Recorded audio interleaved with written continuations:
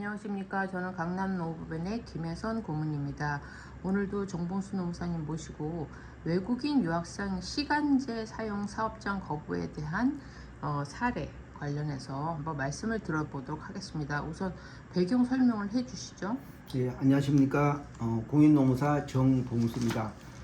외국인 유학생, 다시 말해서 D2 비자를 가진 그 외국인을 말합니다. 외국인, 그러니까 유학생은 뭐 전문대나 대학도, 대학원 이런 학교에서 이제 공부를 하면서 이제 취업도 할 수 있습니다. 그래서 취업은 주 20시간 또 방학 때는 주 40시간까지 일을 할 수가 있습니다. 그런데 여기 D2 비자로 오신 이런 외국인들은 외국 유학생들은 그 목적이 학업이기 때문에 학업에 지장 없는 내에서 뭐 용돈이나 아니면 학자금을 벌 수 있도록 허용이 되고 있습니다. 그러면은 주 목적이 그러니까 공부해도 왔기 때문에 반드시 출입국관리사무소에 승인을 받아야 됩니다. 그러나 출입관리사무소에서는 이런 유학생들이 파트타임으로 근무를 하기 위해서는 그 어떤 사업주하고의 어떤 근로계약서 그리고 관련된 근무 시간 이런 부분이 명확하게 전달이 돼야지 승인이 됩니다. 그래서 근무를 할 수 있는 것은 주 일주일에 20시간까지만 가능합니다. 근데 지금 문제가 됐던 이 사업장은 그 호텔 업무를 일부분을 도급을 받아가지고 그 식기 세척을 하는 그런 일을 하고 있습니다. 그런데 이제 여기서 한국인을 구하기 어렵기 때문에 외국인 유학생을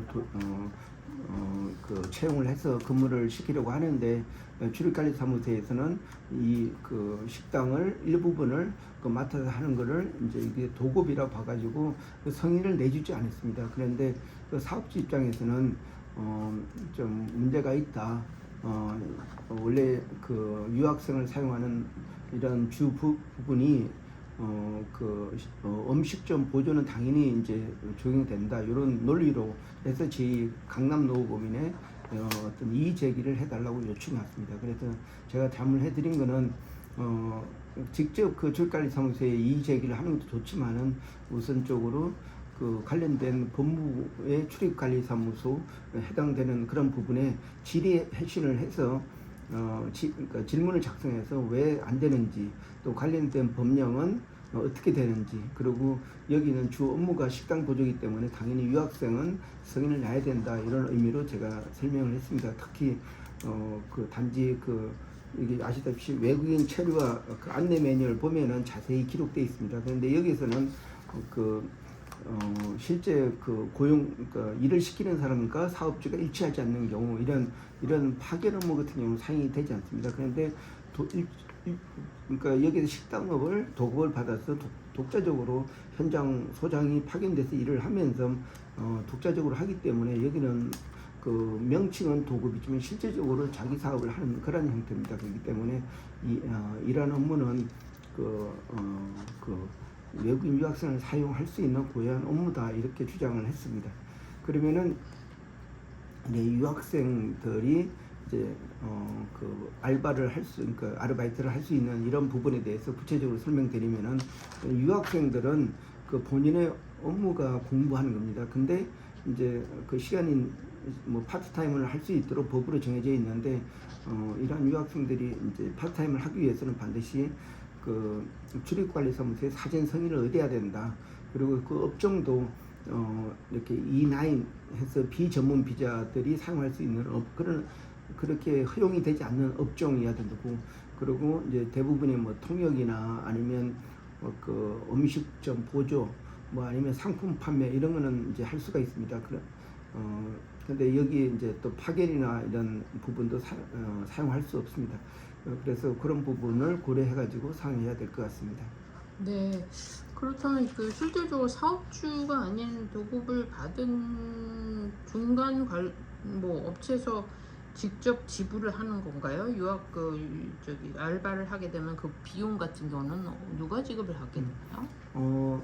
그러니까 유학생이라는 어떤 신분간의 특징이 좀 다른 게 있지만은 기본적으로 일을 시키고 그에 대한 대가로 이제 임금을 지급하는 이러한 사업, 그러니까 어떤 근로관계는 실질적으로 국내 근로자들하고 똑같습니다. 그래서 이렇게 유학생들이 그 원래 15시간 이상 이렇게 한 달 이상 근무를 하게 되면 4대 보험을 다 가입을 해야 됩니다.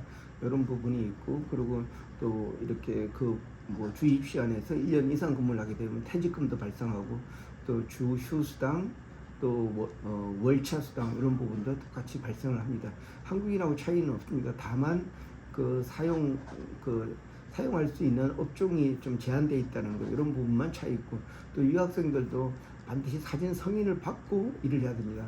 이렇게 잘못 불법으로 취업을 해서 일을 하게 되면은 한 번 걸렸을 때에는 약간 가태료 정도지만 두 번 걸리게 되면은 바로 유학생 신분을 상실하고 추방이 됩니다. 그렇기 때문에 외국인들한테는 출입관리법이 굉장히 엄격하게 지켜지고 있기 때문에 굉장히 그 자신의 어떤 권리를 제대로 알고 이제 사진을 준비하고 그렇게 해야지 됩니다. 예, 사실 유학생 입장에서는 이 뭐 자기가 가지고 있는 비자로서 어떤 일을 할 수 있는지 잘 모를 수가 있거든요. 노동법이나 이런 걸 자세히 모를 수 있기 때문에 사실 한국인들이, 그러니까 외국인을 쓰는 한국인들이 그걸 정확히 알고 해야만 이 친구들이 법적으로 문제가 안 될 텐데, 지금 말씀하신 거 보면 약간 3D 업종이고 뭐 호텔에서 일했고 뭐 그런 부분인데, 사실 이제 도급을 받은 쪽에서 말하자면 그 고용을 저임금으로 고용하려고 그랬던 것 같은데요, 맞습니까? 예, 맞습니다. 그래서 그 유학생들이 일을 할 수 있는 거는 단순 기능이 아닌 좀 뭐 이렇게 E9 비자가 사용할 수 없는 그런 음식점 보조나 아니면 뭐 통역이나 아니면 그 외 뭐 물건 판매나 또 이런 부분을 사용할 수 있습니다. 근데 제조업체나 아니면 건설업체 또 이런 부분은 사용할 수가 없습니다. 네, 사실은 그 유학생들이 사실 우리가 노동력이 부족한 데에서 그래도 좀 그 활용할 수 있도록 하는 어떤 합법화된 기관이 좀 있으면 좋겠네요. 네, 맞습니다. 근데 이제 하여튼 우리나라에 유학생들이 20만 명 정도 됩니다. 그래서 전문대부터 이제 대학까지 있는데, 이런 유학생들에 한해서만 이제 파트타임으로 일을 할 수 있는 성인이 주고, 어학연수 같이 그 D4 이런 부분에 있는 근로자들은, 그러니까 한국의 연수가 목적이기 때문에 이런 분들은 파트타임으로 근무를 할 수가 없습니다. 그러니까 유학생 신분이 돼야지만이 그 파트타임으로 근무를 할 수가 있습니다. 네, 그렇군요. 이러한 그 유사한 사례가 많이 발생하지 않도록 뭐 출입국관리소의 어떤 철저한 그 제도 정비와 그 유학생 대상으로 하는 일거리에 대해서도 조금 정리를 해야 될 것 같은 생각이 듭니다. 예, 맞습니다.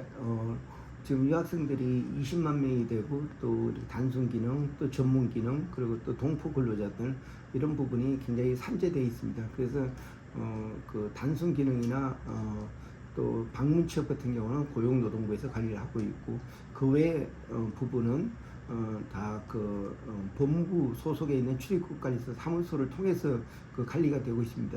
여기서 문제점은 그 출입국관리사무소가 비자만 만들지에 대한 후속 조치나 어떤 정책적 기능이 부족하기 때문에 앞으로 이민청이 들어서 가지고 이런 그 외국인 통합 관리를 하고, 외국인의 어떤 비자의 형태에 따라서 체류 자격 뭐 이 부분을 이제 잘 관리를 해서, 또 전문직 같은 경우는 장기 체류를 추천하고, 그리고 또 단순 기능 같은 경우는 그러니까 기간 내면은 또 순환, 그러니까 그러니까 새로운 인물로 이제 변경되는 이런 부분을 고려해서 그 출입관리사무소 정책이 제대로 운영이 돼야 될 것 같습니다. 네, 오늘 말씀 감사합니다. 예, 고맙습니다.